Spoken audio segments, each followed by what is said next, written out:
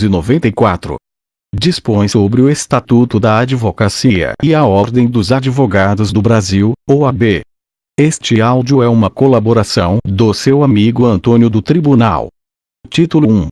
Da Advocacia. Capítulo 1. Da atividade de advocacia. Artigo 1º. São atividades privativas de advocacia. 1. A postulação a órgão do Poder Judiciário e aos juizados especiais. 2. As atividades de consultoria, assessoria e direção jurídicas. Parágrafo 1º. Não se inclui na atividade privativa de advocacia a impetração de habeas corpus em qualquer instância ou tribunal.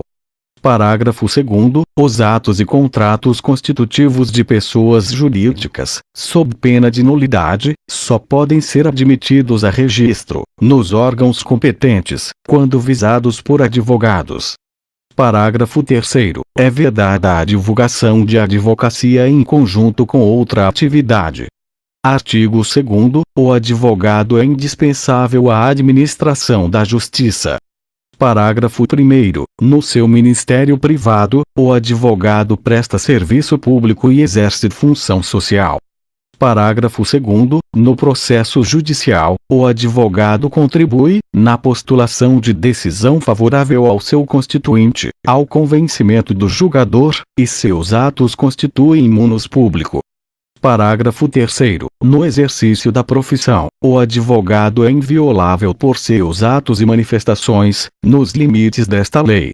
Artigo 3º. O exercício da atividade de advocacia no território brasileiro e a denominação de advogado são privativos dos inscritos na Ordem dos Advogados do Brasil, OAB. Parágrafo 1º. Exercem atividade de advocacia, sujeitando-se ao regime desta lei, além do regime próprio a que se subordinem, os integrantes da Advocacia Geral da União, da Procuradoria da Fazenda Nacional, da Defensoria Pública e das Procuradorias e Consultorias Jurídicas dos Estados, do Distrito Federal, dos municípios e das respectivas entidades de administração indireta e fundacional.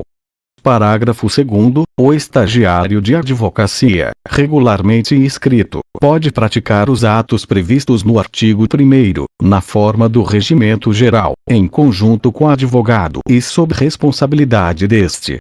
Artigo 4º. São nulos os atos privativos de advogado praticados por pessoa não inscrita na OAB, sem prejuízo das sanções civis, penais e administrativas. Parágrafo único. São também nulos os atos praticados por advogado impedido, no âmbito do impedimento, suspenso, licenciado ou que passar a exercer atividade incompatível com a advocacia. Artigo 5º. O advogado postula, em juízo ou fora dele, fazendo prova do mandato.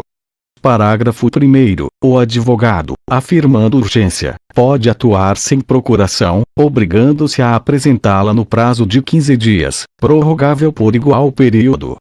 Parágrafo 2º. A procuração para o foro em geral habilita o advogado a praticar todos os atos judiciais, em qualquer juízo ou instância, salvo os que exijam poderes especiais.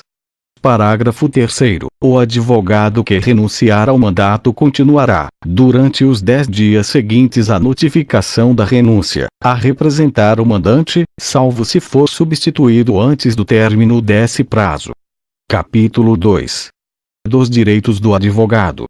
Artigo 6º. Não há hierarquia nem subordinação entre advogados, magistrados e membros do Ministério Público, devendo todos tratar-se com consideração e respeito recíprocos.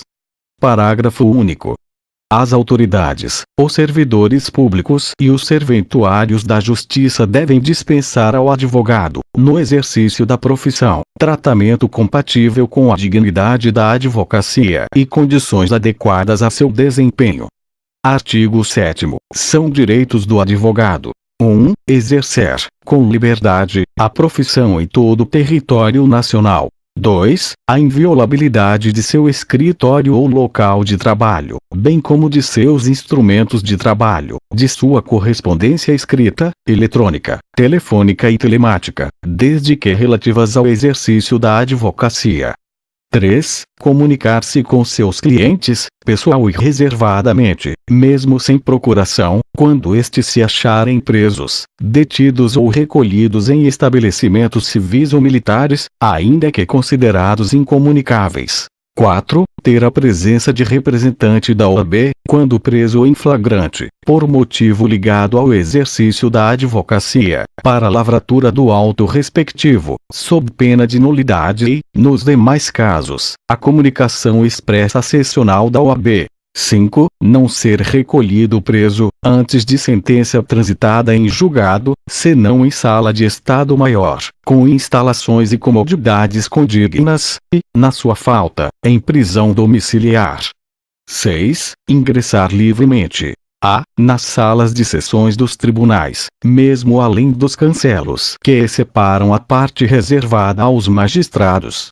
B. Nas salas e dependências de audiências, secretarias, cartórios, ofícios de justiça, serviços notariais e de registro, e, no caso de delegacias e prisões, mesmo fora da hora de expediente e independentemente da presença de seus titulares. C. Em qualquer edifício ou recinto em que funcione repartição judicial ou outro serviço público onde o advogado deva praticar ato ou colher prova ou informação útil ao exercício da atividade profissional, dentro do expediente ou fora dele, e ser atendido, desde que se ache presente qualquer servidor ou empregado. D. Em qualquer assembleia ou reunião de que participe ou possa participar o seu cliente, ou perante a qual este deva comparecer, desde que munido de poderes especiais.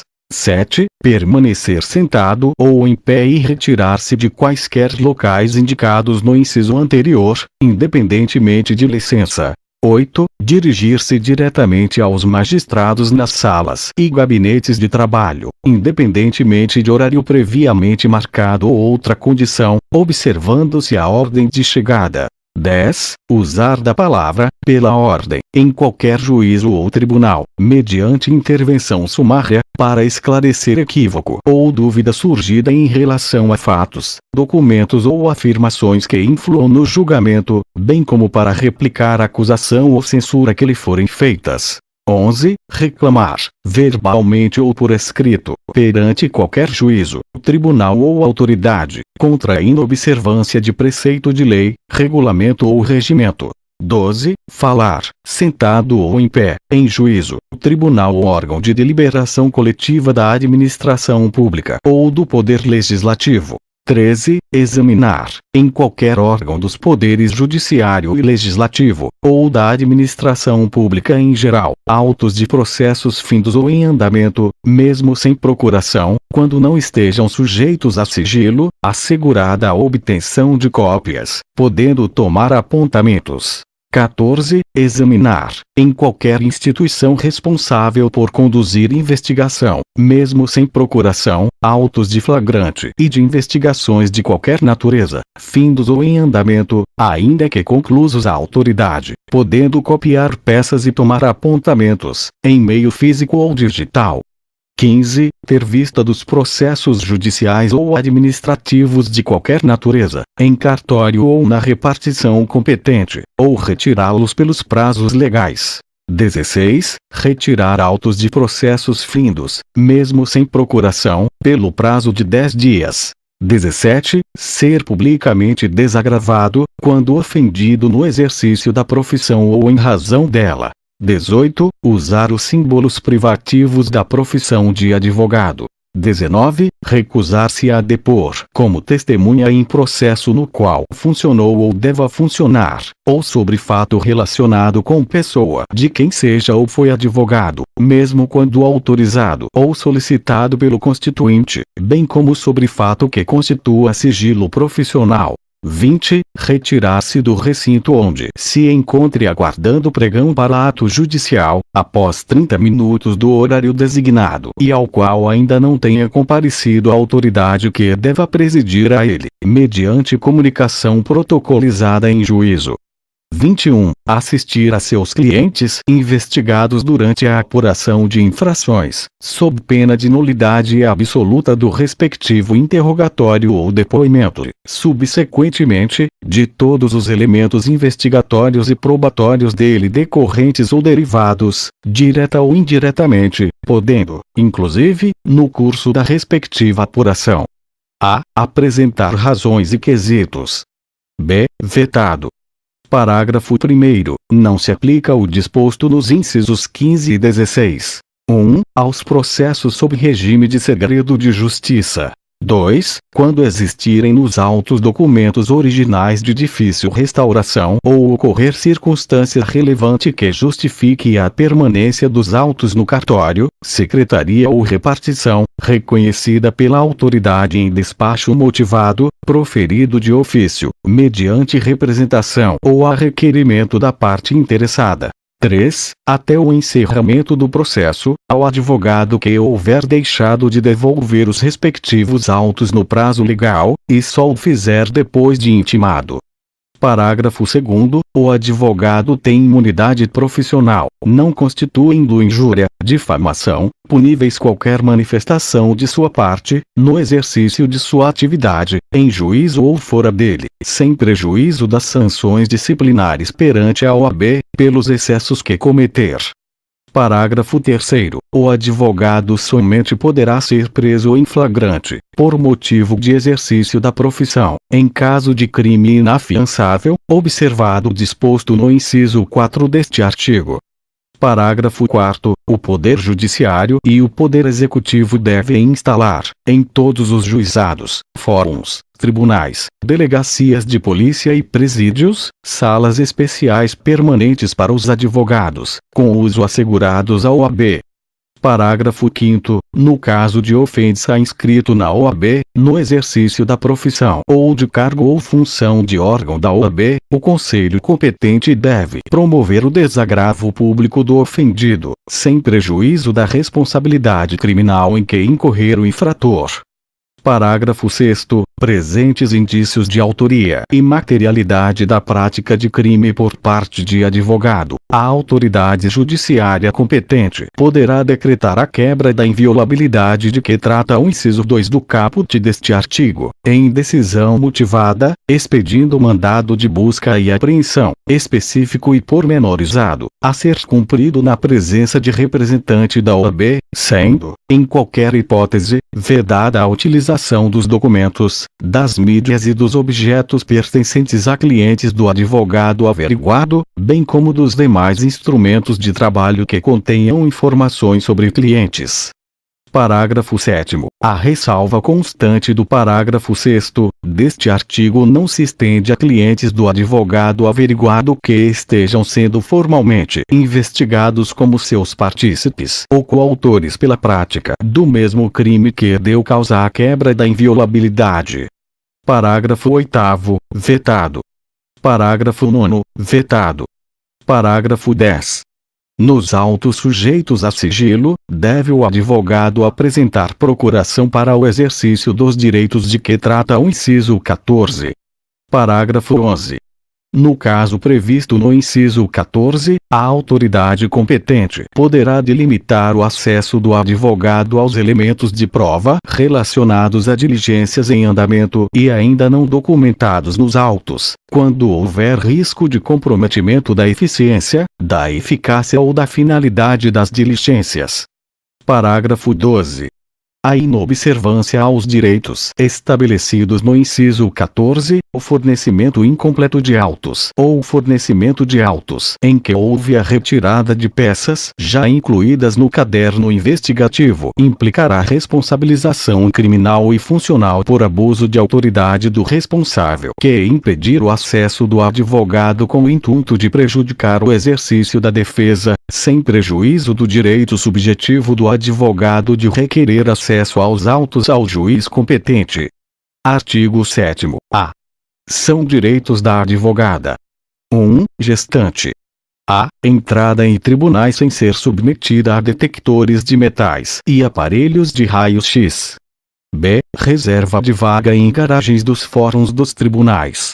2. Lactante, adotante ou que der à luz, acesso à creche, onde houver, ou a local adequado ao atendimento das necessidades do bebê.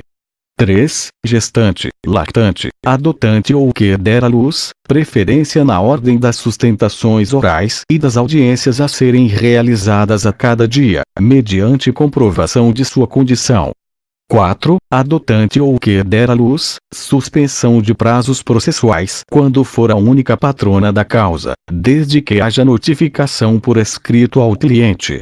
Parágrafo 1º. Os direitos previstos à advogada gestante ou lactante aplicam-se enquanto perdurar, respectivamente, o estado gravídico ou o período de amamentação.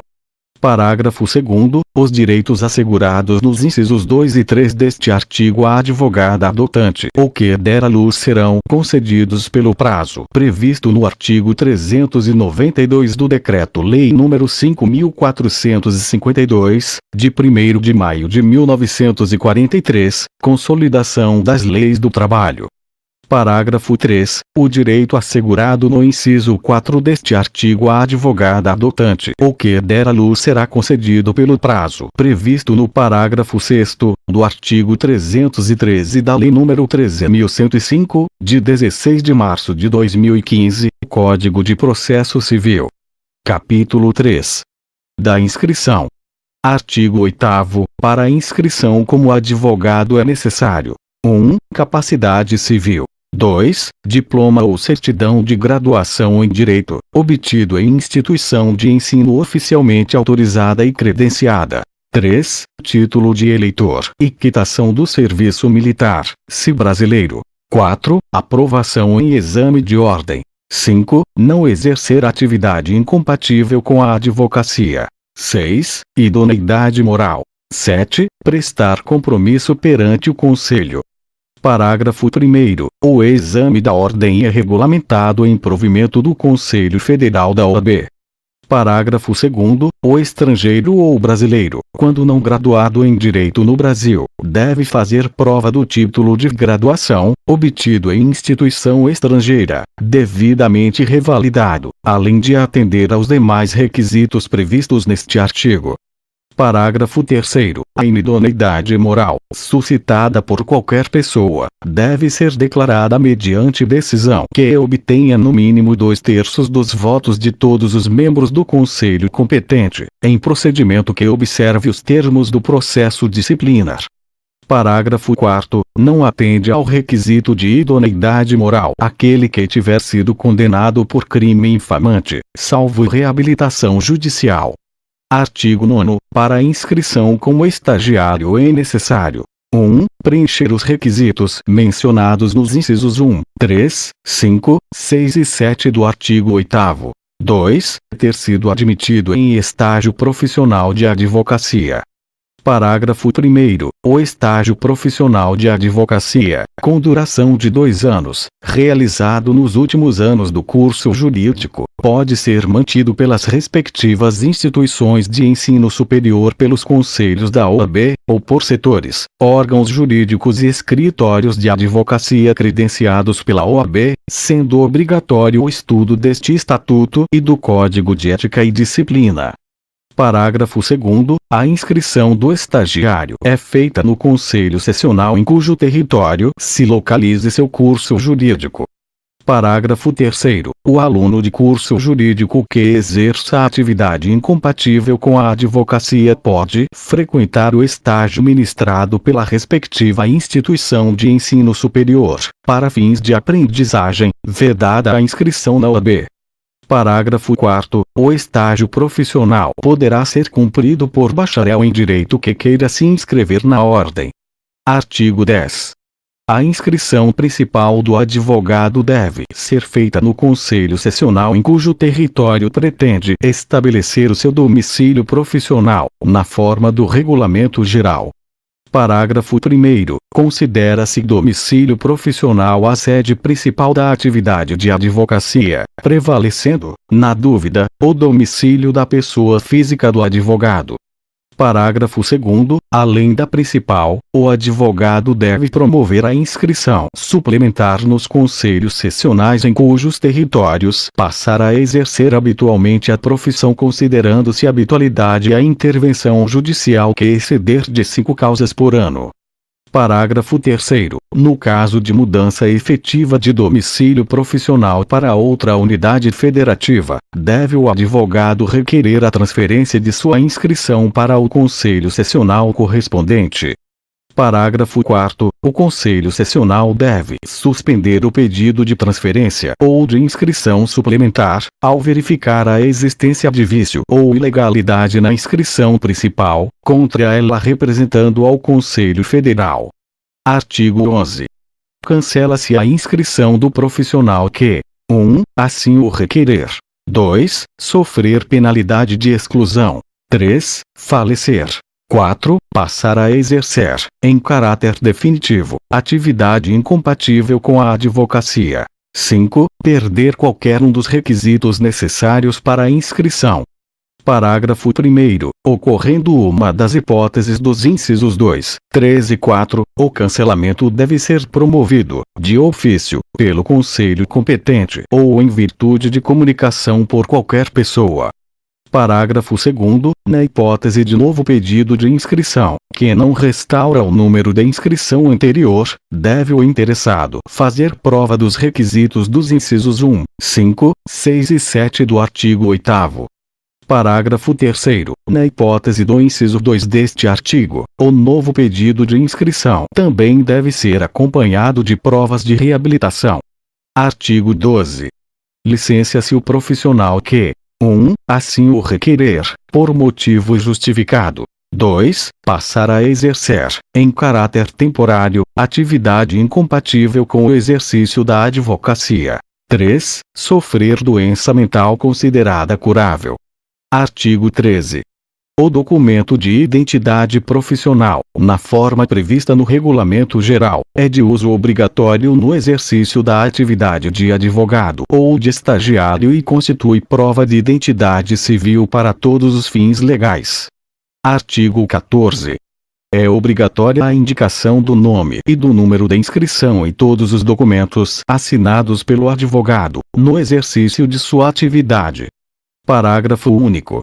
É vedado anunciar ou divulgar qualquer atividade relacionada com o exercício da advocacia ou o uso da expressão escritório de advocacia, sem indicação expressa do nome e do número de inscrição dos advogados que o integrem ou o número de registro da Sociedade de Advogados na OAB. Capítulo 4. Da Sociedade de Advogados. Artigo 15. Os advogados podem reunir-se em sociedade simples de prestação de serviços de advocacia ou constituir sociedade unipessoal de advocacia, na forma disciplinada nesta lei e no Regulamento Geral. Parágrafo 1º. A Sociedade de Advogados e a Sociedade Unipessoal de Advocacia adquirem personalidade jurídica com registro aprovado dos seus atos constitutivos no Conselho Sessional da OAB em cuja base territorial tiver sede. Parágrafo 2º. Aplica-se à Sociedade de Advogados e à Sociedade Unipessoal de Advocacia o Código de Ética e Disciplina, no que couber. Parágrafo 3º. As procurações devem ser outorgadas individualmente aos advogados e indicar a sociedade de que façam parte. Parágrafo 4º. Nenhum advogado pode integrar mais de uma sociedade de advogados, constituir mais de uma sociedade unipessoal de advocacia, ou integrar, simultaneamente, uma sociedade de advogados e uma sociedade unipessoal de advocacia, com sede ou filial na mesma área territorial do respectivo Conselho Sessional. Parágrafo 5º. O ato de constituição de filial deve ser averbado no registro da sociedade e arquivado no Conselho Sessional onde se instalar, ficando os sócios, inclusive o titular da sociedade unipessoal de advocacia, obrigados à inscrição suplementar. Parágrafo 6º. Os advogados sócios de uma mesma sociedade profissional não podem representar em juízo clientes de interesses opostos. Parágrafo 7º. A sociedade unipessoal de advocacia pode resultar da concentração por um advogado das quotas de uma sociedade de advogados, independentemente das razões que motivaram tal concentração. Artigo 16.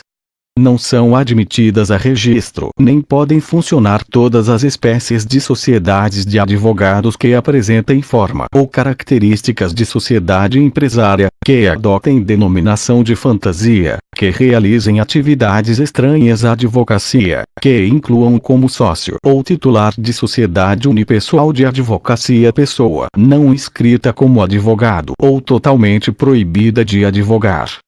Parágrafo 1º. A razão social deve ter, obrigatoriamente, o nome de, pelo menos, um advogado responsável pela sociedade, podendo permanecer o de sócio falecido, desde que prevista tal possibilidade no ato constitutivo. Parágrafo 2º. O licenciamento do sócio para exercer atividade incompatível com a advocacia em caráter temporário deve ser averbado no registro da sociedade, não alterando sua constituição. Parágrafo 3º. É proibido o registro, nos cartórios de registro civil de pessoas jurídicas e nas juntas comerciais, de sociedade que inclua, entre outras finalidades, a atividade de advocacia. Parágrafo 4º. A denominação da sociedade unipessoal de advocacia deve ser obrigatoriamente formada pelo nome do seu titular, completo ou parcial, com a expressão sociedade individual de advocacia. Artigo 17.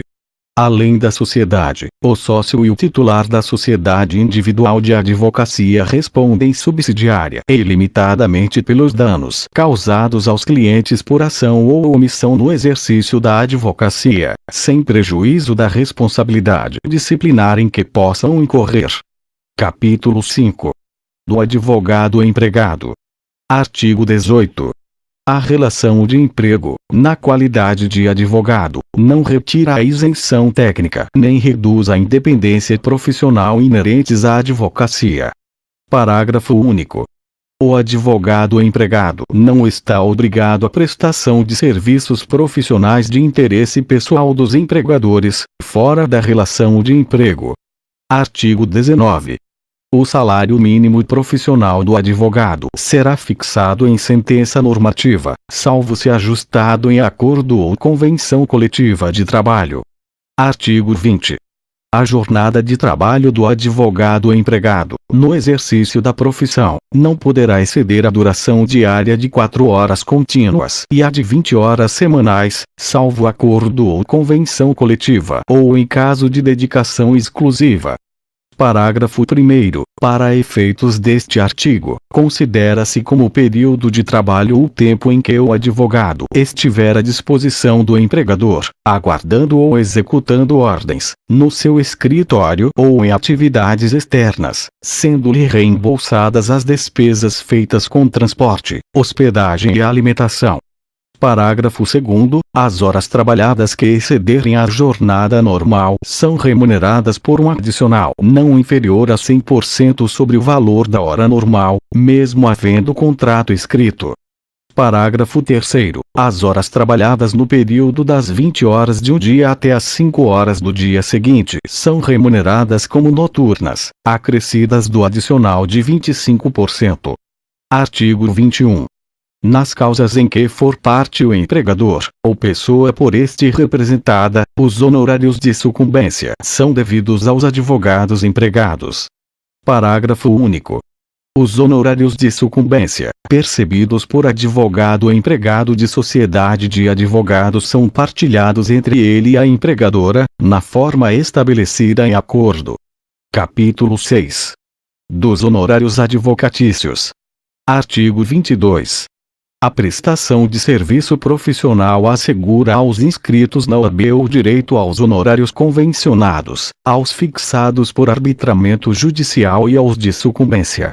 Parágrafo 1º. O advogado, quando indicado para patrocinar causa de juridicamente necessitado, no caso de impossibilidade da defensoria pública no local da prestação de serviço, tem direito aos honorários fixados pelo juiz, segundo tabela organizada pelo Conselho Sessional da OAB, e pagos pelo Estado.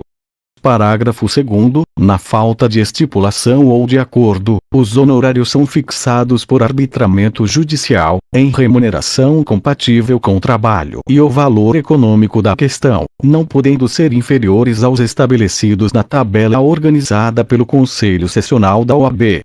Parágrafo 3º. Salvo estipulação em contrário, 1/3 dos honorários é devido no início do serviço, outro terço até a decisão de primeira instância e o restante no final.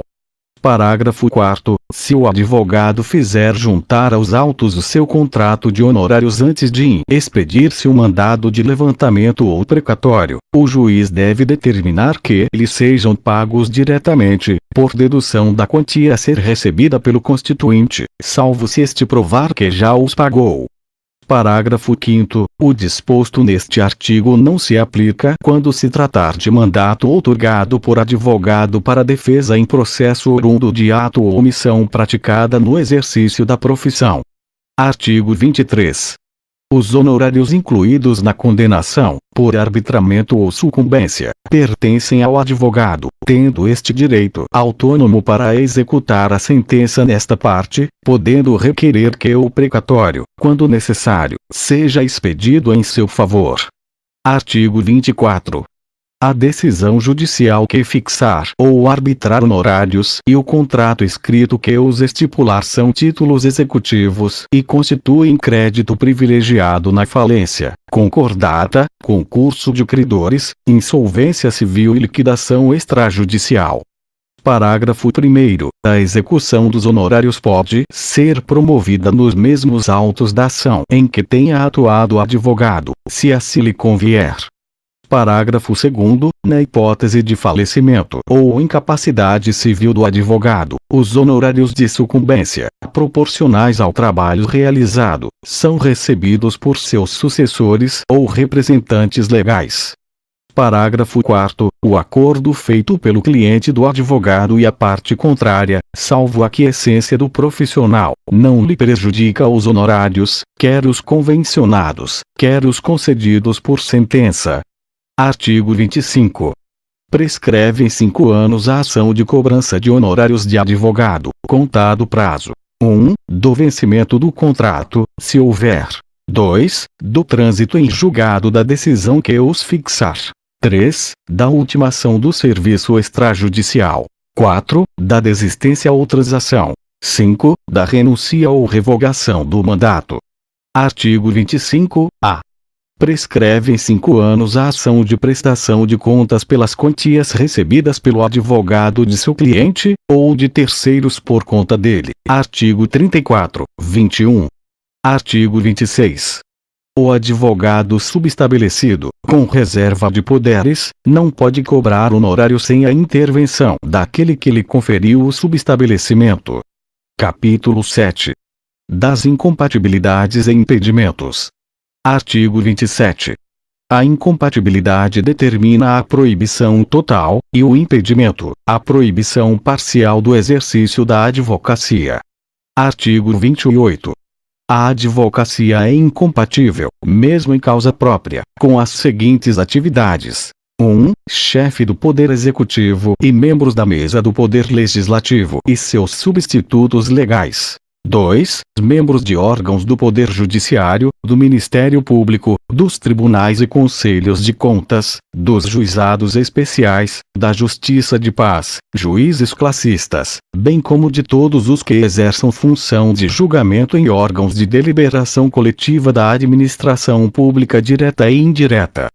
3. Ocupantes de cargos ou funções de direção em órgãos da administração pública direta ou indireta, em suas fundações e em suas empresas controladas ou concessionárias de serviço público. 4. Ocupantes de cargos ou funções vinculados direta ou indiretamente a qualquer órgão do Poder Judiciário e os que exercem serviços notariais e de registro. 5. Ocupantes de cargos ou funções vinculados direta ou indiretamente à atividade policial de qualquer natureza. 6. Militares de qualquer natureza, na ativa. 7. Ocupantes de cargos ou funções que tenham competência de lançamento, arrecadação ou fiscalização de tributos e contribuições para fiscais. 8. Ocupantes de funções de direção e gerência em instituições financeiras, inclusive privadas. Parágrafo 1º. A incompatibilidade permanece mesmo que o ocupante do cargo ou função deixe de exercê-lo temporariamente. Parágrafo 2º. Não se incluem nas hipóteses do inciso 3 os que não detenha poder de decisão relevante sobre interesses de terceiro, a juízo do conselho competente da OAB, bem como a administração acadêmica diretamente relacionada ao magistério jurídico. Artigo 29. Os procuradores-gerais, advogados-gerais, defensores-gerais e dirigentes de órgãos jurídicos da administração pública direta, indireta e fundacional são exclusivamente legitimados para o exercício da advocacia vinculada à função que exerçam, durante o período da investidura. Artigo 30. São impedidos de exercer a advocacia: 1. Os servidores da administração direta, indireta e fundacional, contra a fazenda pública que os remunere ou a qual seja vinculada a entidade empregadora. 2. Os membros do Poder Legislativo, em seus diferentes níveis, contra ou a favor das pessoas jurídicas de direito público, empresas públicas, sociedades de economia mista, fundações públicas, entidades paraestatais ou empresas concessionárias ou permissionárias de serviço público. Parágrafo único. Não se incluem nas hipóteses do inciso 1 os docentes dos cursos jurídicos. Capítulo 8. Da ética do advogado. Artigo 31. O advogado deve proceder de forma que o torne merecedor de respeito e que contribua para o prestígio da classe e da advocacia. Parágrafo 1º. O advogado, no exercício da profissão, deve manter independência em qualquer circunstância. Parágrafo 2º. Nenhum receio de desagradar a magistrado ou a qualquer autoridade, nem de incorrer em impopularidade, deve deter o advogado no exercício da profissão. Artigo 32. O advogado é responsável pelos atos que, no exercício profissional, praticar com dolo ou culpa. Parágrafo único. Em caso de lide temerária, o advogado será solidariamente responsável com seu cliente, desde que coligado com este para lesar a parte contrária, o que será apurado em ação própria. Artigo 33. O advogado obriga-se a cumprir rigorosamente os deveres consignados no Código de Ética e Disciplina. Parágrafo único.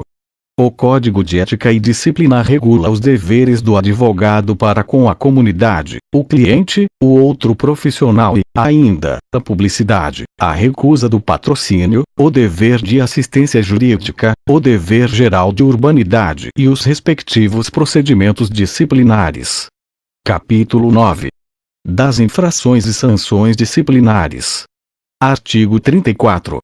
Constitui infração disciplinar: 1. Exercer a profissão, quando impedido de fazê-lo, ou facilitar, por qualquer meio, o seu exercício aos não inscritos, proibidos ou impedidos. 2. Manter sociedade profissional fora das normas e preceitos estabelecidos nesta lei. 3. Valer-se de agenciador de causas, mediante participação nos honorários a receber. 4. Angariar ou captar causas, com ou sem intervenção de terceiros. 5. Assinar qualquer escrito destinado a processo judicial ou para fim extrajudicial que não tenha feito, ou em que não tenha colaborado. 6. Advogar contra a literal disposição de lei, presumindo-se a boa-fé quando fundamentado na inconstitucionalidade, na injustiça da lei ou em pronunciamento judicial anterior. 7. Violar, sem justa causa, sigilo profissional. 8. Estabelecer entendimento com a parte adversa sem autorização do cliente ou ciência do advogado contrário. 9. Prejudicar, por culpa grave, interesse confiado ao seu patrocínio. 10. Acarretar, conscientemente, por ato próprio, a anulação ou a nulidade do processo em que funcione. 11. Abandonar a causa sem justo motivo ou antes de decorridos 10 dias da comunicação da renúncia. 12. Recusar-se a prestar, sem justo motivo, assistência jurídica, quando nomeado em virtude de impossibilidade da defensoria pública. 13. Fazer publicar na imprensa, desnecessária e habitualmente, alegações forenses ou relativas a causas pendentes. 14. Deturpar o teor de dispositivo de lei, de citação doutrinária ou de julgado, bem como de depoimentos, documentos e alegações da parte contrária, para confundir o adversário ou iludir o juiz da causa. 15. Fazer, em nome do constituinte, sem autorização escrita deste, imputação a terceiro de fato definido como crime. 16. Deixar de cumprir, no prazo estabelecido, determinação emanada do órgão ou de autoridade da ordem, em matéria da competência desta, depois de regularmente notificado. 17. Prestar concurso a clientes ou a terceiros para realização de ato contrário à lei ou destinado a fraudá-la. 18. Solicitar ou receber de constituinte qualquer importância para a aplicação ilícita ou desonesta. 19. Receber valores, da parte contrária ou de terceiro, relacionados com o objeto do mandato, sem expressa autorização do constituinte. 20. Locupletar-se, por qualquer forma, à custa do cliente ou da parte adversa, por si ou interposta pessoa. 21. Recusar-se, injustificadamente, a prestar contas ao cliente de quantias recebidas dele ou de terceiros por conta dele. 22. Reter, abusivamente, ou extraviar autos recebidos com vista ou em confiança. 23. Deixar de pagar as contribuições, multas e preços de serviços devidos ao OAB, depois de regularmente notificado a fazê-lo. 24. Incidir em erros reiterados que evidenciem inépcia profissional. 25. Manter conduta incompatível com a advocacia. 26. Fazer falsa prova de qualquer dos requisitos para a inscrição na OAB. Desvio, tornar-se moralmente inidôneo para o exercício da advocacia. 28. Praticar crime infamante. 29. Praticar, o estagiário, ato excedente de sua habilitação. Parágrafo único. Inclui-se na conduta incompatível a prática reiterada de jogo de azar, não autorizado por lei. B. Incontinência pública e escandalosa. C. Embriaguez ou toxicomania habituais. Artigo 35. As sanções disciplinares consistem em 1. Censura. 2. Suspensão. 3. Exclusão. 4. Multa. Parágrafo único. As sanções devem constar dos assentamentos do inscrito, após o trânsito em julgado da decisão, não podendo ser objeto de publicidade e a de censura. Artigo 36. A censura é aplicável nos casos de 1. Infrações definidas nos incisos 1 a 16 e 29 do artigo 34. 2. Violação a preceito do Código de Ética e Disciplina. 3. Violação a preceito desta lei, quando para a infração não se tenha estabelecido sanção mais grave. Parágrafo único. A censura pode ser convertida em advertência, em ofício reservado, sem registro nos assentamentos do inscrito, quando presente circunstância atenuante.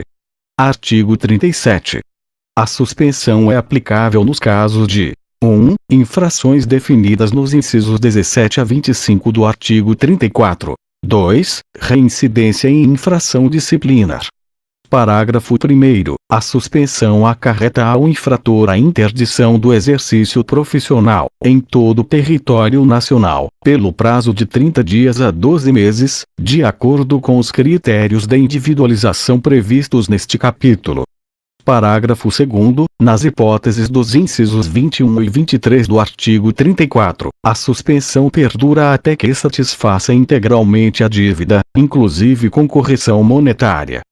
Parágrafo 3º. Na hipótese do inciso 24 do artigo 34, a suspensão perdura até que preste novas provas de habilitação. Artigo 38. A exclusão é aplicável nos casos de 1. Aplicação, por 3 vezes, de suspensão. 2. Infrações definidas nos incisos 26 a 28 do artigo 34. Parágrafo único. Para a aplicação da sanção disciplinar de exclusão, é necessária a manifestação favorável de 2/3 dos membros do Conselho Sessional competente. Artigo 39. A multa, variável entre o mínimo correspondente ao valor de uma anuidade e o máximo de seu décuplo, é aplicável cumulativamente com a censura ou suspensão, em havendo circunstâncias agravantes. Artigo 40. Na aplicação das sanções disciplinares, são consideradas, para fins de atenuação, as seguintes circunstâncias, entre outras: 1. Falta cometida na defesa de prerrogativa profissional. 2. Ausência de punição disciplinar anterior. 3. Exercício assíduo e proficiente de mandato ou cargo em qualquer órgão da OAB. 4. Prestação de relevantes serviços à advocacia ou à causa pública. Parágrafo único. Os antecedentes profissionais do inscrito, as atenuantes, o grau de culpa por ele revelada, as circunstâncias e as consequências da infração são considerados para o fim de decidir: a. Sobre a conveniência da aplicação cumulativa da multa e de outra sanção disciplinar. b. Sobre o tempo de suspensão e o valor da multa aplicáveis. Artigo 41. É permitido ao que tenha sofrido qualquer sanção disciplinar requerer, 1 ano após seu cumprimento, a reabilitação, em face de provas efetivas de bom comportamento. Parágrafo único. Quando a sanção disciplinar resultar da prática de crime, o pedido de reabilitação depende também da correspondente reabilitação criminal. Artigo 42. Fica impedido de exercer o mandato profissional a quem forem aplicadas as sanções disciplinares de suspensão ou exclusão. Artigo 43. A pretensão à punibilidade das infrações disciplinares prescreve em 5 anos, contados da data da constatação oficial do fato. Parágrafo 1º. Aplica-se a prescrição a todo processo disciplinar paralisado por mais de 3 anos, pendente de despacho ou julgamento, devendo ser arquivado de ofício, ou a requerimento da parte interessada, sem prejuízo de serem apuradas as responsabilidades pela paralisação. Parágrafo 2º. A prescrição interrompe-se: 1. Pela instauração de processo disciplinar ou pela notificação válida feita diretamente ao representado. 2. Pela decisão condenatória recorrível de qualquer órgão julgador da OAB. Título 2. Da Ordem dos Advogados do Brasil. Capítulo 1. Dos fins e da organização. Artigo 44. A Ordem dos Advogados do Brasil, OAB, serviço público, dotada de personalidade jurídica e forma federativa, tem por finalidade: 1. Defender a Constituição, a ordem jurídica do Estado Democrático de Direito, os direitos humanos, a justiça social, e pugnar pela boa aplicação das leis, pela rápida administração da justiça e pelo aperfeiçoamento da cultura e das instituições jurídicas. 2. Promover, com exclusividade, a representação, a defesa, a seleção e a disciplina dos advogados em toda a República Federativa do Brasil. Parágrafo 1º. A OAB não mantém com órgãos da administração pública qualquer vínculo funcional ou hierárquico. Parágrafo 2º. O uso da sigla OAB é privativo da Ordem dos Advogados do Brasil. Artigo 45. São órgãos da OAB: 1. O Conselho Federal. 2. Os Conselhos Secionais. 3. As Subseções. 4. As Caixas de Assistência dos Advogados. Parágrafo 1º. O Conselho Federal, dotado de personalidade jurídica própria, com sede na capital da República, é o órgão supremo da OAB. Parágrafo 2º. Os Conselhos Secionais, dotados de personalidade jurídica própria, têm jurisdição sobre os respectivos territórios dos Estados-membros, do Distrito Federal e dos territórios. Parágrafo 3º. As subseções são partes autônomas do Conselho Secional, na forma desta lei e de seu ato constitutivo. Parágrafo 4º. As caixas de assistência dos advogados, dotadas de personalidade jurídica própria, são criadas pelos conselhos secionais, quando estes contarem com mais de 1.500 inscritos. Parágrafo 5º. A OAB, por constituir serviço público, goza de imunidade tributária total em relação a seus bens, rendas e serviços. Parágrafo 6º. Os atos conclusivos dos órgãos da OAB, salvo quando reservados ou de administração interna, devem ser publicados na imprensa oficial ou afixados no fórum, na íntegra ou em resumo. Artigo 46. Compete à OAB fixar e cobrar, de seus inscritos, contribuições, preços de serviços e multas. Parágrafo único. Constitui título executivo extrajudicial a certidão passada pela diretoria do Conselho competente, relativa a crédito previsto neste artigo. Artigo 47. O pagamento da contribuição anual à OAB isenta os inscritos nos seus quadros do pagamento obrigatório da contribuição sindical. Artigo 48. O cargo de conselheiro ou de membro de diretoria de órgão da OAB é de exercício gratuito e obrigatório, considerado serviço público relevante, inclusive para fins de disponibilidade e aposentadoria. Artigo 49. Os presidentes dos conselhos e das subseções da OAB têm legitimidade para agir, judicial e extrajudicialmente, contra qualquer pessoa que infringir as disposições ou os fins desta lei. Parágrafo único. As autoridades mencionadas no caput deste artigo têm, ainda, legitimidade para intervir, inclusive como assistentes, nos inquéritos e processos em que sejam indiciados, acusados ou ofendidos os inscritos na OAB.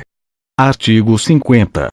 Para os fins desta lei, os presidentes dos conselhos da OAB e das subseções podem requisitar cópias de peças de autos e documentos a qualquer tribunal, magistrado, cartório e órgão da administração pública direta, indireta e fundacional. Capítulo 2. Do Conselho Federal. Artigo 51. O Conselho Federal compõe-se: 1. Dos conselheiros federais, integrantes das delegações de cada unidade federativa. 2. Dos seus ex-presidentes, na qualidade de membros honorários vitalícios. Parágrafo 1º. Cada delegação é formada por 3 conselheiros federais. Parágrafo 2º. Os ex-presidentes têm direito apenas à voz nas sessões. Artigo 52. Os presidentes dos conselhos sessionais, nas sessões do Conselho Federal, têm lugar reservado junto à delegação respectiva e direito somente à voz. Artigo 53. O Conselho Federal tem sua estrutura e funcionamento definidos no Regulamento Geral da OAB. Parágrafo 1º. O presidente, nas deliberações do Conselho, tem apenas o voto de qualidade. Parágrafo 2º. O voto é tomado por delegação, e não pode ser exercido nas matérias de interesse da unidade que represente. Parágrafo 3. Na eleição para a escolha da diretoria do Conselho Federal, cada membro da delegação terá direito a um voto, vedado aos membros honorários vitalícios. Artigo 54. Compete ao Conselho Federal: 1. Dar cumprimento efetivo às finalidades da OAB. 2. Representar, em juízo ou fora dele, os interesses coletivos ou individuais dos advogados. 3. Velar pela dignidade, independência, prerrogativas e valorização da advocacia. 4. Representar, com exclusividade, os advogados brasileiros nos órgãos e eventos internacionais da advocacia. 5. Editar e alterar o Regulamento Geral, o Código de Ética e Disciplina, e os provimentos que julgar necessários. 6. Adotar medidas para assegurar o regular funcionamento dos conselhos sessionais. 7. Intervir nos conselhos sessionais, onde e quando constatar grave violação desta lei ou do Regulamento Geral. 8. Cassar ou modificar, de ofício ou mediante representação, qualquer ato, de órgão ou autoridade da OAB, contrário a esta lei, ao Regulamento Geral, ao Código de Ética e Disciplina, e aos provimentos, ouvida a autoridade ou o órgão em causa. 9. Julgar, em grau de recurso, as questões decididas pelos conselhos sessionais, nos casos previstos neste Estatuto e no Regulamento Geral. 10. Dispor sobre a identificação dos inscritos na OAB e sobre os respectivos símbolos privativos. 11. Apreciar o relatório anual e deliberar sobre o balanço e as contas de sua diretoria. 12. Homologar ou mandar suprir relatório anual, o balanço e as contas dos conselhos sessionais. 13. Elaborar as listas constitucionalmente previstas para o preenchimento dos cargos nos tribunais judiciários de âmbito nacional ou interestadual, com advogados que estejam em pleno exercício da profissão, vedada a inclusão de nome de membro do próprio conselho ou de outro órgão da OAB. 14. Ajuizar ação direta de inconstitucionalidade de normas legais e atos normativos, ação civil pública, mandado de segurança coletivo, mandado de injunção e demais ações cuja legitimação lhe seja outorgada por lei. 15. Colaborar com o aperfeiçoamento dos cursos jurídicos, e opinar, previamente, nos pedidos apresentados aos órgãos competentes para a criação, reconhecimento ou credenciamento desses cursos. 16. Autorizar, pela maioria absoluta das delegações, a oneração ou alienação de seus bens imóveis. 17. Participar de concursos públicos, nos casos previstos na Constituição e na lei, em todas as suas fases, quando tiverem abrangência nacional ou interestadual. 18. Resolver os casos omissos neste estatuto. Parágrafo único. A intervenção referida no inciso 7 deste artigo depende de prévia aprovação por 2/3 das delegações, garantido amplo direito de defesa do Conselho Sessional respectivo, nomeando-se diretoria provisória para o prazo que se fixar. Artigo 55. A diretoria do Conselho Federal é composta de um presidente, de um vice-presidente, de um secretário-geral, de um secretário-geral adjunto e de um tesoureiro. Parágrafo 1º. O presidente exerce a representação nacional e internacional da OAB, competindo-lhe convocar o Conselho Federal, presidi-lo, representá-lo ativa e passivamente, em juízo ou fora dele, promover-lhe a administração patrimonial e dar execução às suas decisões. Parágrafo 2º. O Regulamento Geral define as atribuições dos membros da diretoria e a ordem de substituição em caso de vacância, licença, falta ou impedimento. Parágrafo 3º. Nas deliberações do Conselho Federal, os membros da diretoria votam como membros de suas delegações, cabendo ao presidente, apenas, o voto de qualidade e o direito de embargar a decisão, se esta não for unânime. Capítulo 3. Do Conselho Sessional. Artigo 56. O Conselho Sessional compõe-se de conselheiros em número proporcional ao de seus inscritos, segundo critérios estabelecidos no Regulamento Geral. Parágrafo 1º. São membros honorários vitalícios os seus ex-presidentes, somente com direito à voz em suas sessões. Parágrafo 2º. O presidente do Instituto dos Advogados Local é membro honorário, somente com direito à voz nas sessões do Conselho. Parágrafo 3º. Quando presentes às sessões do Conselho Sessional, o presidente do Conselho Federal, os conselheiros federais integrantes da respectiva delegação, o presidente da Caixa de Assistência dos Advogados e os presidentes das subseções, têm direito à voz. Artigo 57. O Conselho Sessional exerce e observa, no respectivo território, as competências, vedações e funções atribuídas ao Conselho Federal, no que couber e no âmbito de sua competência material e territorial, e as normas gerais estabelecidas nesta lei, no Regulamento Geral, no Código de Ética e Disciplina, e nos provimentos. Artigo 58. Compete privativamente ao Conselho Sessional: 1. Editar seu regimento interno e resoluções. 2. Criar as subseções e a Caixa de Assistência dos Advogados. 3. Julgar, em grau de recurso, as questões decididas por seu presidente, por sua diretoria, pelo Tribunal de Ética e Disciplina, pelas diretorias das subseções e da Caixa de Assistência dos Advogados. 4. Fiscalizar a aplicação da receita, apreciar o relatório anual e deliberar sobre o balanço e as contas de sua diretoria, das diretorias das subseções e da Caixa de Assistência dos Advogados. 5. Fixar a tabela de honorários, válida para todo o território estadual. 6. Realizar o exame de ordem. 7. Decidir os pedidos de inscrição nos quadros de advogados e estagiários. 8. Manter cadastro de seus inscritos. 9. Fixar, alterar e receber contribuições obrigatórias, preços de serviços e multas. 10. Participar da elaboração dos concursos públicos, em todas as suas fases, nos casos previstos na Constituição e nas leis, no âmbito do seu território. 11. Determinar, com exclusividade, critérios para o traje dos advogados, no exercício profissional. 12. Aprovar e modificar seu orçamento anual. 13. Definir a composição e o funcionamento do Tribunal de Ética e Disciplina, e escolher seus membros. 14. Eleger as listas, constitucionalmente previstas, para preenchimento dos cargos nos tribunais judiciários, no âmbito de sua competência e na forma do provimento do Conselho Federal, vedada a inclusão de membros do próprio Conselho e de qualquer órgão da OAB. 15. Intervir nas subseções e na Caixa de Assistência dos Advogados. 16. Desempenhar outras atribuições previstas no Regulamento Geral. Artigo 59. A diretoria do Conselho Sessional tem composição idêntica e atribuições equivalentes às do Conselho Federal, na forma do regimento interno daquele. Capítulo 4. Da subseção. Artigo 60. A subseção pode ser criada pelo Conselho Sessional, que fixa sua área territorial e seus limites de competência e autonomia.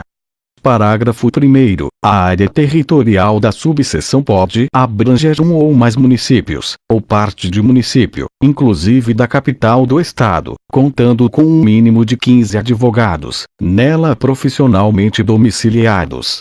Parágrafo 2º. A subseção é administrada por uma diretoria, com atribuições e composição equivalentes às da diretoria do Conselho Sessional.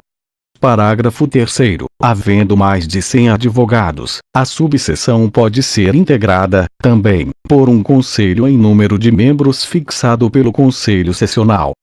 Parágrafo 4º. Os quantitativos referidos nos parágrafos 1º e 3º deste artigo podem ser ampliados, na forma do regimento interno do Conselho Sessional. Parágrafo 5º. Cabe ao Conselho Sessional fixar, em seu orçamento, dotações específicas destinadas à manutenção das subseções. Parágrafo 6º. O Conselho Sessional, mediante o voto de 2/3 de seus membros, pode intervir nas subseções, onde constatar grave violação desta lei ou do regimento interno daquele. Artigo 61. Compete à subseção, no âmbito de seu território: 1. Dar cumprimento efetivo às finalidades da OAB. 2. Velar pela dignidade, independência e valorização da advocacia, e fazer valer as prerrogativas do advogado. 3. Representar a OAB perante os poderes constituídos. 4. Desempenhar as atribuições previstas no Regulamento Geral ou por delegação de competência do Conselho Sessional. Parágrafo único. Ao Conselho da Subseção, quando houver, compete exercer as funções e atribuições do Conselho Sessional, na forma do regimento interno deste, e ainda: a. Editar seu regimento interno, a ser referendado pelo Conselho Sessional. b. Editar resoluções, no âmbito de sua competência. c. Instaurar e instruir processos disciplinares, para julgamento pelo Tribunal de Ética e Disciplina. d. Receber pedido de inscrição nos quadros de advogado e estagiário, instruindo e emitindo parecer prévio, para decisão do Conselho Sessional. Capítulo 5. Da Caixa de Assistência dos Advogados. Artigo 62. A Caixa de Assistência dos Advogados, com personalidade jurídica própria, destina-se a prestar assistência aos inscritos no Conselho Sessional a que se vincule. Parágrafo 1º. A Caixa é criada e adquire personalidade jurídica com a aprovação e registro de seu estatuto pelo respectivo Conselho Sessional da OAB, na forma do Regulamento Geral. Parágrafo 2º. A Caixa pode, em benefício dos advogados, promover a seguridade complementar. Parágrafo 3º. compete ao Conselho Sessional fixar contribuição obrigatória devida por seus inscritos, destinada à manutenção do disposto no parágrafo anterior, incidente sobre atos decorrentes do efetivo exercício da advocacia. Parágrafo 4º. A diretoria da Caixa é composta de 5 membros, com atribuições definidas no seu regimento interno. Parágrafo 5º. Cabe à Caixa a metade da receita das anuidades recebidas pelo Conselho Sessional, considerado o valor resultante após as deduções regulamentares obrigatórias. Parágrafo 6º. Em caso de extinção ou desativação da Caixa, seu patrimônio se incorpora ao do Conselho Sessional respectivo. Parágrafo 7º. O Conselho Sessional, mediante voto de 2/3 de seus membros, pode intervir na Caixa de Assistência dos Advogados, no caso de descumprimento de suas finalidades, designando diretoria provisória, enquanto durar a intervenção. Capítulo 6. Das eleições e dos mandatos. Artigo 63. A eleição dos membros de todos os órgãos da OAB será realizada na segunda quinzena do mês de novembro, do último ano do mandato, mediante cédula única e votação direta dos advogados regularmente inscritos. Parágrafo 1º. A eleição, na forma e segundo os critérios e procedimentos estabelecidos no Regulamento Geral, é de comparecimento obrigatório para todos os advogados inscritos na OAB. Parágrafo 2º. O candidato deve comprovar situação regular junto à OAB, não ocupar cargo exonerável ad nutum, não ter sido condenado por infração disciplinar, salvo reabilitação, e exercer efetivamente a profissão há mais de 5 anos. Artigo 64. Consideram-se eleitos os candidatos integrantes da chapa que obtiver a maioria dos votos válidos. Parágrafo 1º. A chapa para o Conselho Sessional deve ser composta dos candidatos ao Conselho e à sua diretoria e, ainda, a delegação ao Conselho Federal e a diretoria da Caixa de Assistência dos Advogados para a eleição conjunta. Parágrafo 2º. A chapa para a subseção deve ser composta com os candidatos à diretoria e de seu conselho quando houver. Artigo 65. O mandato em qualquer órgão da OAB é de 3 anos, iniciando-se em 1º de janeiro do ano seguinte ao da eleição, salvo o Conselho Federal. Parágrafo único. Os conselheiros federais eleitos iniciam seus mandatos em 1º de fevereiro do ano seguinte ao da eleição. Artigo 66. Extingue-se um mandato automaticamente, antes do seu término, quando 1. Ocorrer qualquer hipótese de cancelamento da inscrição ou de licenciamento do profissional. 2. O titular sofrer condenação disciplinar. 3. O titular faltar, sem motivo justificado, a 3 reuniões ordinárias consecutivas de cada órgão deliberativo do Conselho ou da diretoria da subseção ou da Caixa de Assistência dos Advogados, não podendo ser reconduzido no mesmo período de mandato. Parágrafo único.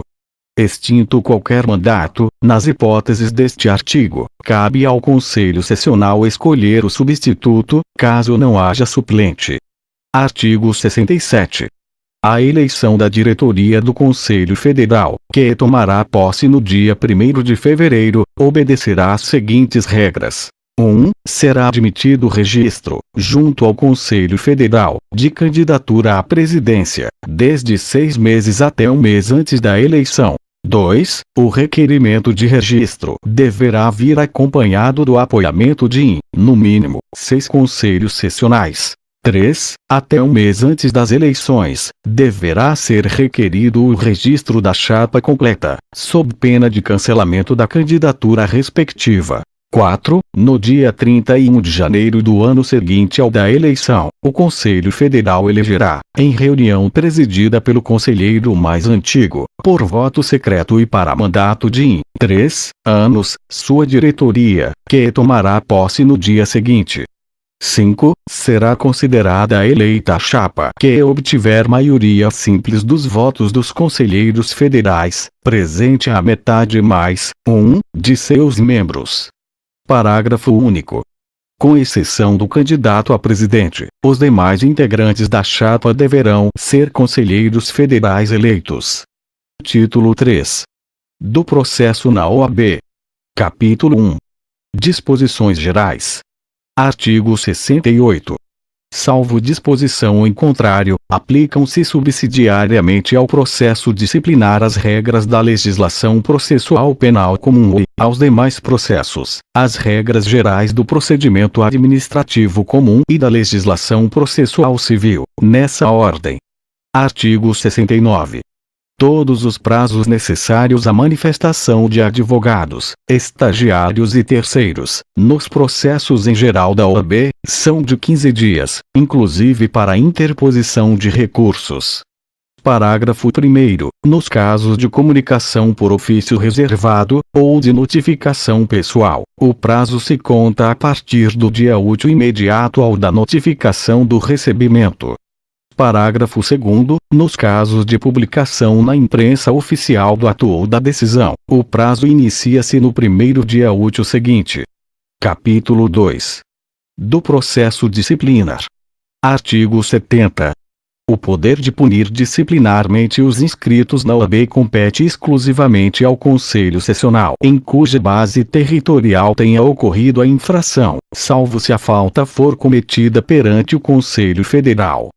Parágrafo 1º. Cabe ao Tribunal de Ética e Disciplina, do Conselho Sessional competente, julgar os processos disciplinares, instruídos pelas subseções ou por relatores do próprio Conselho.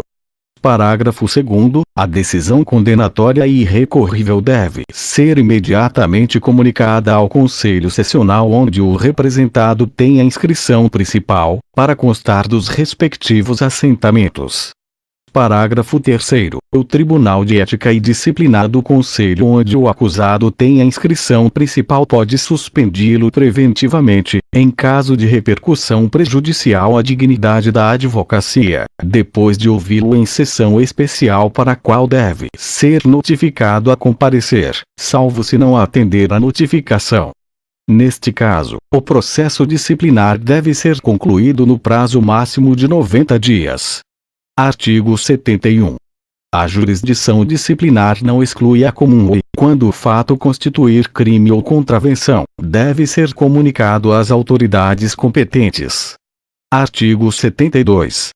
O processo disciplinar instaura-se de ofício ou mediante representação de qualquer autoridade ou pessoa interessada. Parágrafo 1º. O Código de Ética e Disciplina estabelece os critérios de admissibilidade da representação e os procedimentos disciplinares.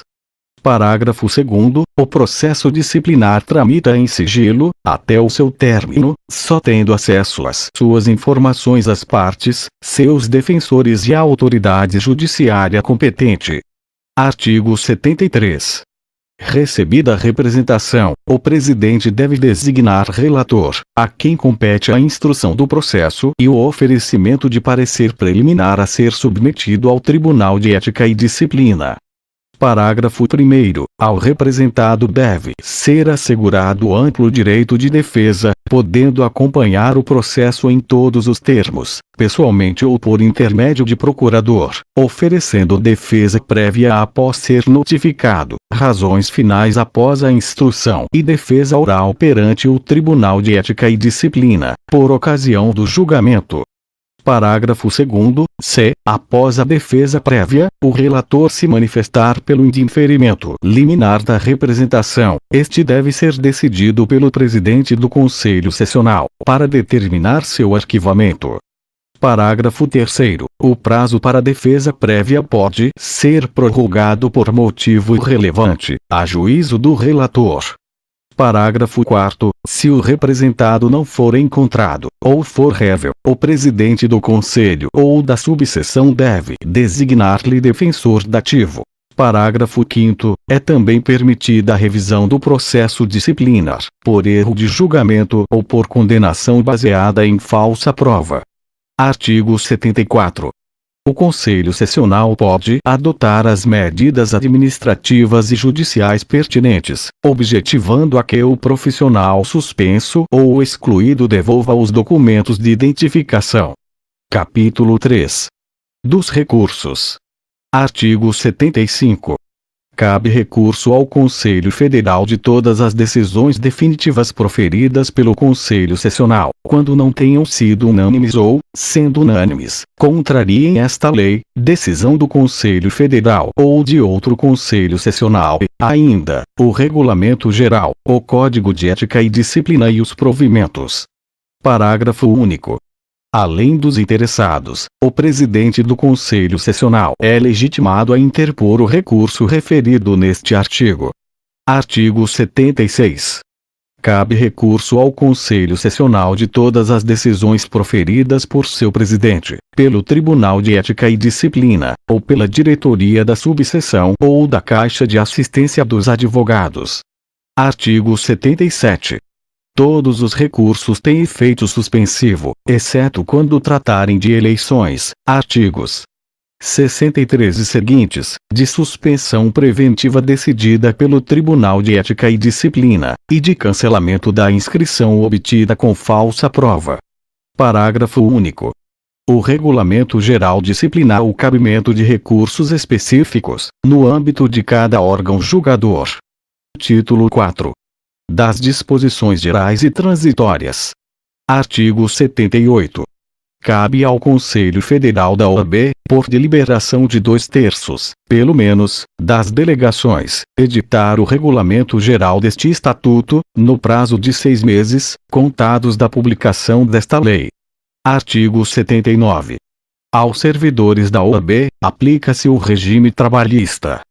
Parágrafo 1º. Aos servidores da OAB, sujeitos ao regime da, é concedido o direito de opção pelo regime trabalhista, no prazo de 90 dias a partir da vigência desta lei, sendo assegurado aos optantes o pagamento de indenização, quando da aposentadoria, correspondente a 5 vezes o valor da última remuneração. Parágrafo 2º. Os servidores que não optarem pelo regime trabalhista serão posicionados no quadro em extinção, assegurado o direito adquirido ao regime legal anterior. Artigo 80. Os Conselhos Federal e Sessionais devem promover trienalmente as respectivas conferências, em data não coincidente com o ano eleitoral, e, periodicamente, reunião do Colégio de Presidentes a eles vinculados, com finalidade consultiva. Artigo 81. Não se aplicam aos que tenham assumido originariamente o cargo de presidente do Conselho Federal ou dos Conselhos Sessionais, até a data da publicação desta lei, as normas contidas no título 2, acerca da composição desses conselhos, ficando assegurado pleno direito de voz e voto em suas sessões. Artigo 82.